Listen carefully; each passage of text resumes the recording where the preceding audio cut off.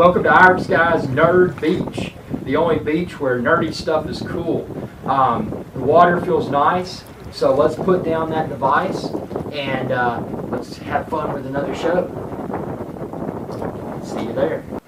Hello everyone and welcome to episode 1 of IrixGuy's Nerd Beach. And you might be asking yourself, what does IrixGuy mean? And why is it called Nerd Beach? Well, for starters, Irix was Silicon Graphics version of Unix. And I was highly addicted to that flavor of Unix back in the 1980s. So this was pre-Macintosh OS X, pre-Linux. A lot of, well, not necessarily pre-Linux, because Linux came out towards the end of life of Irix.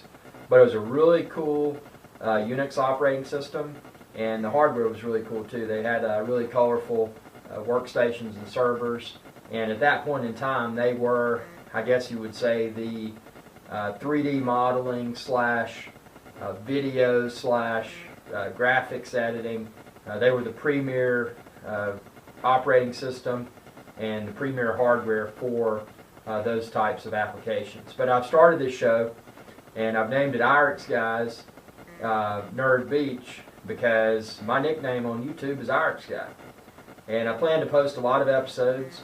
You'll be able to get to this and the future episodes by browsing to the URL that's listed below. It's just www.youtube.com/IrixGuy. And when you get to my channel, you'll see a playlist, and it's entitled IrixGuy's Nerd Beach. But for today's episode, and I won't do this intro for every show, but for today's episode, I apologize for the set.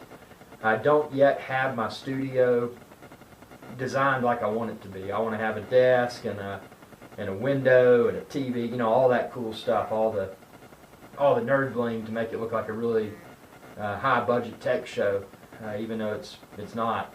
But today's topic is the Apple television, and you may have heard of it, and you may say, well, Apple television, Apple TV is already out. Yes, Apple TV is already out.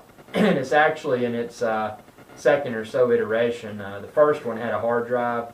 The current version of Apple TV is a box only about that big, and it in essence streams all of its content from your desktop or laptop, Macintosh, or from the internet directly. Now, the rumor has it, and you know how rumors are. I'm not going to tackle all of those, because the consensus is that this Apple television set, the new Apple TV, may actually be released in March of 2012. Now, I don't know if that's the case. I would probably say the iPad 3 will probably hit then, but not sure about the Apple television. But what I want to hit on here are some things that others may not have thought about regarding the Apple television set. Now, if you look historically at Apple's relationship with AT&T, of course, when the Apple iPhone originally launched, it was exclusive to the AT&T network. So Apple still seems to have a very strong relationship with AT&T. AT&T has now branched out into, well, not now, I mean, they've done it for a while, but they have their higher speed internet service, fiber optic, referred to as AT&T UVerse. Now, the AT&T UVerse internet not only has internet available, but it also has phone and television. Now, this is the interesting part, and this is my theory as to what is likely going to happen when the Apple television sets are unveiled. I have a strong belief that the Apple television sets will somehow be linked in with AT&T's television service, AT&T's UVerse service. Now, the reason being is that if anyone here has dealt with AT&T UVerse television service, the user interface for the receivers, you know, the box you connect to the TVs, it's kind of crude in comparison to Dish Network, DirecTV, maybe your local cable TV provider, etc. I mean, it works, but it's not a very fancy or feature-rich interface. Now, what if Apple, the Apple television, what if it was configured in a way with an AT&T relationship so that the interface for AT&T UVerse became the nice and user-friendly and puts a smile on your face interface that Apple has been known for many years now.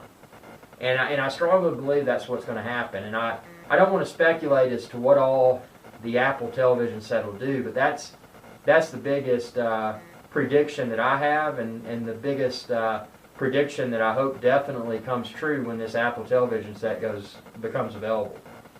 Because I mean, I'll definitely gobble one up for that. You know, that's one thing. Now I think the connectivity among other Apple devices, well, that's a no-brainer. That's going to be there. And one of the key indicators for that is that a new refresh, not a big OS upgrade, but a minor OS upgrade called, let's see, it's called Mac OS. We're online now. I think it's called Mountain Lion is the title, and it's expected to release in a few months from what I've heard on the internet. But I have a strong hunch that this remarkable, and I know I may sound like an Apple fanboy, but I have been since I ditched IrixGuy's running on my Silicon Graphics Indy workstation. Also had a Silicon Graphics Octane workstation.